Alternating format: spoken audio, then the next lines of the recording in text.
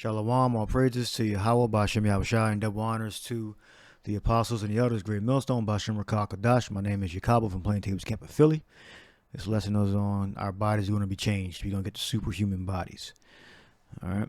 So, Israel invoked the praise to praise Yahweh. It says, "Praise ye Yahweh, sing unto Yahweh a new song, and his praise in the congregation of saints. Let Israel rejoice in him that made him. Let the children of Israel, it's like the children of Zion, be joyful in their king. Let them praise his name in the dance. Let them sing praises unto him with timbrel and harp. For Yahweh taketh pleasure in his people. He will beautify the meek with salvation." The point here. So he will beautify. We got Pa'ar or Pa'ara. It says it's a verb. That means action. To glorify. F-I-F-Y. To glorify, to beautify, to adorn, to make beautiful. All right. So right now we're filthy and we have the weak bodies. So when the Lord resurrects us and we get the new bodies, we're going to become perfect in mind and body. Let the high praises of Yahweh, let the saints, the saints of the Israelites, let the saints be joyful in glory. Let them sing aloud upon their beds. Let the high praises of Yahweh be in their mouth and a two-edged sword in their hand. Meaning that a sword that's sharper than a normal sword. All right. Or the ability to destroy your enemy. That's higher than the ability. All right. That's higher than a normal ability to destroy or subdue or subjugate your enemy. All right. This is two-edge. All right. Let the high praises of Yahweh be, or the power be in their mouth, and a two-edged sword in their hand, to execute vengeance upon the heathen. The heathen are the people that are not Israelites, and punishments upon the people. All right. And this is referring to the actual heathen, not the Gentile Israelites. All right. That fell away, apostasy from our heritage. All right. From now we're no longer heathens. We've remembered who we are, and we're back on the proper course and fit for salvation. All right. And that's Yahushua Ratazah. All right, because we're on that path, but whether we stay on that, that's up to Yahushua. To execute vengeance upon the heathen and punishment upon the people, to bind their kings with chains and their nobles with fetters of iron, to execute upon them the judgment written. This honor have all his saints, praise ye Yahweh. All right, so you can clearly see there's a contrast between the heathen and the Israelites. All right, keywords. Even Esau even know that. That's the margin he wrote up here in the commentary. Israel invoked to praise Yahweh. All right, and that is going to be carried out, to put into effect the judgment written. All right, which is in the law, which is in the prophecies. This honor have all his saints, praise Yahweh. Let's look up honor. And honor means value, but I don't know what's the word they're using here. Honor, value, respect. Hadar, majesty, splendor, honor, majesty, glory. All right. Be it the benefit, magnificence, ornament, splendor, beauty, comeliness, and ornament. It's beauty, like I'm saying, it's beautiful, beauty. All right.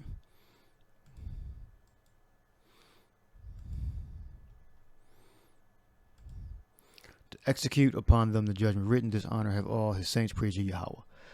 All right, this is Isaiah 41:15. Behold, I will make thee a new sharp threshing instrument, having teeth. Thou shalt thresh the mountains and beat them small, and shalt make the hills as chaff. Now, you can only do this if we get the spiritual power. All right. thou shalt fan them, and the wind shall carry them away, and the whirlwind shall scatter them, and thou shalt rejoice in Yahweh, and shalt glory in the Holy One of Israel. All right. When the poor and needy seek water, and there is none, and their tongue faileth for thirst, I, Yahweh, will hear them. I, the God of Israel, will not forsake them. All right. So the Lord Yahweh is our salvation. All right. Because the Most High Yahweh is going to send his son Yahweh to recover his elect. And the rest are going to be burnt here in Babylon and in various places around the world. All right. This is Isaiah 25:7. All right. And he will destroy in this mountain the face of the covering cast over all people, and the veil that is spread over all nations. So Esau, the world's governments, are going to be destroyed, and a new government is going to come up. All right. And Yahweh Shai is going to rule that government. Then you have the earthly king, which is King David. And then you're going to have the 12, and then the rest of the elect ruling in the kingdom. And the veil that is spread upon all nations, he will swallow up death and victory. So when this happens, when we get those new bodies, we're going to be changed. We're going to be transformed into superhumans, so-called superhumans. He will swallow up death and victory, meaning we're going to be made incorruptible.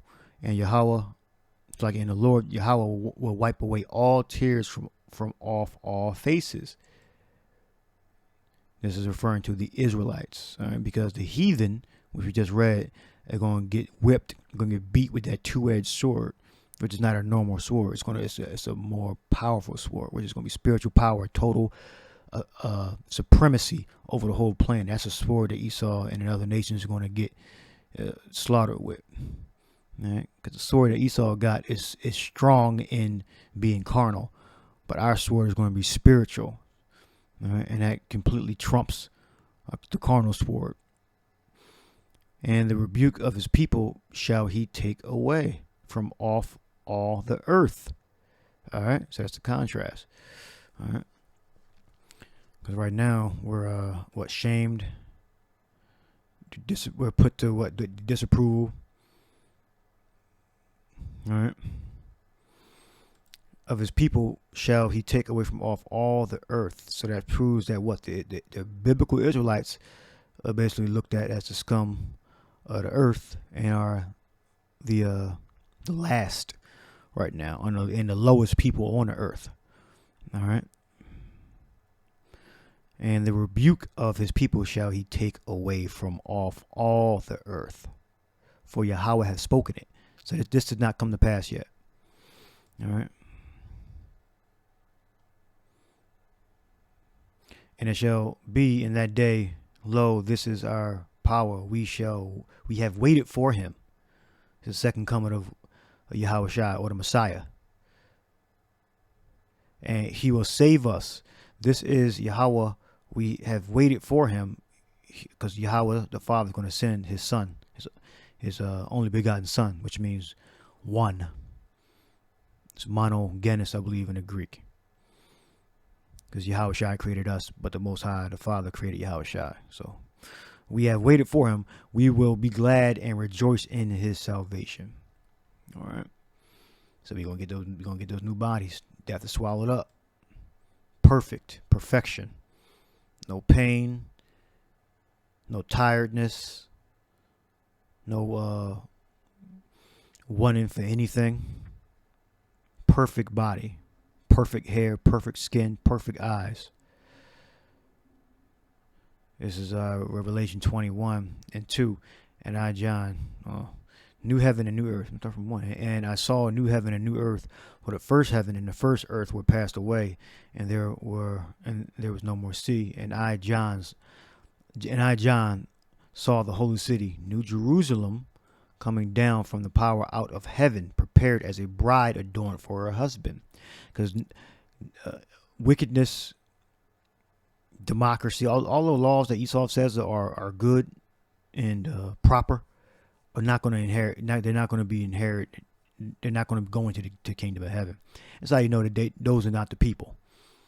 All right, with international law, all that crap, democracy, a republic, and all that. No, we want to live in a kingdom, right, under the rule and authority of a God King. All right, there's Yahweh Shai, and then we're gonna have a king, David. All right, prepared as a bride adorned for us. Yeah, so if we're prepared as a perfect bride, the Israelites, the men, women, and children that are the elect coming down out, that have been saved from the destruction of Babylon, America, the fire, the hellfire is going to burn this place up. They're going to come down, right? And we're going to come down in an absolute perfection, prepared as a bride adorned for her husband. Perfect. No marks, no blemishes, no attitude. All right. And I heard a great voice out of heaven saying, behold, the tabernacle of the power is with men, which these are referring to the Israelites, because the other nations are going to be in complete subjugation. All right. And he will dwell with them, and they shall be his people. He's the Prince of God. Yasharallah. He, Shar, is Prince, and Allah is God. He's the Prince of God. Israel. And they shall be his people, and the power himself shall be with them and be their God. All right, Shah. And the God and the power shall wipe away all tears from their eyes, and there shall be no more death, neither sorrow. All right, there's going to be no more amongst the Israelites, amongst us. As we just read, death is swallowed up in victory. All right. Nor cry, neither shall there be any more pain, for the former things are passed away. All right.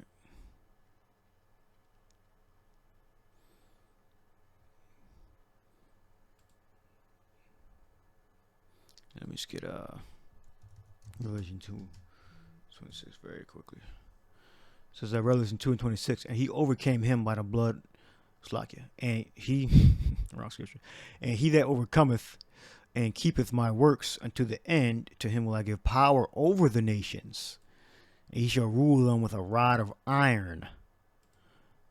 As the vessels of a potter shall they be broken to shivers, even as I received of my Father. All right, which that power is given to Yahweh by Yahweh. I think it was iron, or was it scepter? It might have been a rod. Yeah, it was rod. I think it was rod. All right, because the ones that are going to be, the Israelites are going to get the benefits, the blessings. The heathen nation, they're going to get the curse. They're going to get beaten with the rod. There we go. Robdos. Robdas. All right. It says, with a rod of iron indicates the severest, most vigorous rule. A rod with which one is beaten. All right. So that's the contrast. That contrast always exists and has always existed. All right. So the tears that are going to be wiped away are going to be the tears of the Israelites. All right. The new bodies are going to be for the Israelites. The mystery of resurrection, 1 Corinthians 15:50. Now this I say, brethren, that flesh and blood cannot inherit the kingdom of the power, neither doth corruption inherit incorruption. Behold, I show you a mystery. We shall not all sleep, and we shall not all die, but we shall all be changed. Because some of us are going to get, the majority of us and that are the elect are going to get saved. Some of us are going to perish, and then they're going to be the first ones that are going to appear. It says, behold, I show you a mystery. We shall not all sleep, but we shall be changed. In a moment, in the twinkling of an eye, at the last trump, for the trump shall sound, and the dead shall be raised incorruptible, and we shall be changed. All right. For this corruption must put on incorruption, and this mortal must put on immortality. All right. So when this corruptible shall have put on incorruption, and this mortal shall have put on immortality, then shall be brought to pass the saying that is written, death is swallowed up in victory. O death, where is thy sting? O grave, where is thy victory? All right.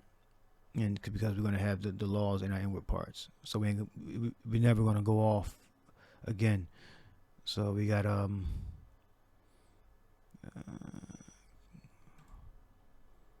what's this? Corruption, incorruptible. We got A, which is not.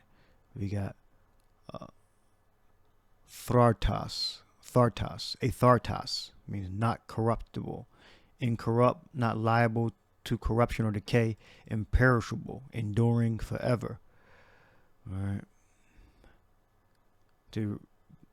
Of risen dead, immortal, living forever, never dying or decaying.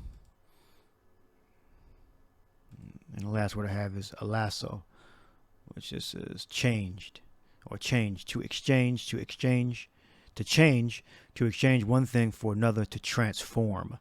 So we're going to get those spiritual bodies, those superhuman bodies that are going to be spiritual, not going to be carnal. I mean, they're going to be of the flesh because we're still going to procreate, and eat and drink, but they're going to be above or super, which means upon or on top of, super, all right, above our bodies now, all right, means superior.